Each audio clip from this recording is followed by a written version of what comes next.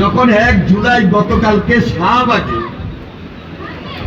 জুলাই যোদ্ধারা পক্ষে বিপক্ষে মারামারি করে,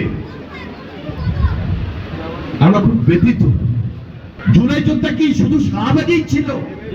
সারা বাংলাদেশে জুলাই যোদ্ধা ছিল না? এই যে আজকে জুলাই শেষ, আগস্ট, তখন বলা হয়েছিল যে 36 জুলাই, আগস্টটা মুখে উচ্চারণ করে নাই, কারণ আগস্ট তাদের জন্য একটা বড় মাস ছিল। তারা যে কোনো প্রোগ্রাম আগস্ট মাসে করতে, ছাত্রদের, সাধারণ মানুষদের এত ঘৃণা ছিল যে প্রয়োজনে আগস্ট মাস মুখী নেব না। কিন্তু 5 তারিখ পর্যন্ত, এদিকে 31 আর ওইদিকে 5, 36 জুলাই পর্যন্ত, যেখান থেকে 36 জুলাইয়ের এই কথাগুলো আসছে। তা আজকে 1 বছর পর, যখন 1 জুলাই গতকালকে শাহবাগে জুলাই যোদ্ধারা পক্ষে বিপক্ষে মারামারি করে, আমরা খুব ব্যথিত,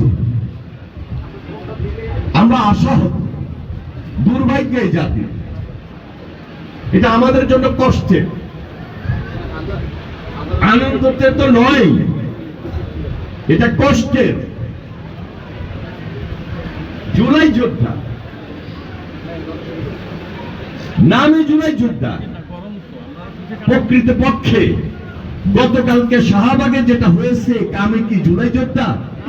জুলাই যোদ্ধারা এটা করতে পারে? জুলাই যোদ্ধা কি শুধু শাহবাগেই ছিল? সারা বাংলাদেশে জুলাই যোদ্ধা ছিল না? আমি, আপনি, আপনারা, দেশের মানুষ সবাই কি জুলাই যোদ্ধা না? তাহলে কিছু সংখ্যক জুলাই যোদ্ধা নামে যদি আমাদের বদনাম করে এবং আমাদেরকে ব্যথিত করে, আমাদেরকে আহত করে, আমরা যদি তাদের কারণে কষ্ট পাই, স্বাভাবিক কারণেই ফ্যাসিস্ট সেখানে সুযোগ পায় না। সবাই মিলে আন্দোলন করলাম হাসিনার বিরুদ্ধে, লড়াই সংগ্রাম, গুম খুন, হেলিকপ্টার থেকে পর্যন্ত শিশু বাচ্চাটাকে হত্যা করেছে, ছাত্রকে হত্যা করেছে, আমার দলীয় নেতা কর্মীকে হত্যা করেছে, সাধারণ মানুষকে হত্যা করেছে। হাসিনা পালিয়ে গিয়েছে, কিন্তু আমরা সারা বাংলাদেশের সব যোদ্ধারা এক এবং ঐক্যবদ্ধ এখন পর্যন্ত থাকতে পারবো না। এই 1 বছরের মাথায় এটাকে দেশের মানুষ কি খুব ভালোভাবে নিবে? সব মশার বিরুদ্ধে সুরক্ষা দিতে এলো বসুন্ধরা এক্সট্রিম অ্যারোসল। মশার বিরুদ্ধে এক্সট্রিম সুরক্ষা। সবাই আবার অত্যাচারিত হবে, আবার নির্যাতিত হবে। সুতরাং আমি অত্যাচারিত হওয়া, আপনি অত্যাচারিত হওয়া আর সাধারণ মানুষ অত্যাচারিত হওয়া এক নয়। আমার কারণে কেন সাধারণ মানুষ অত্যাচারিত হবে?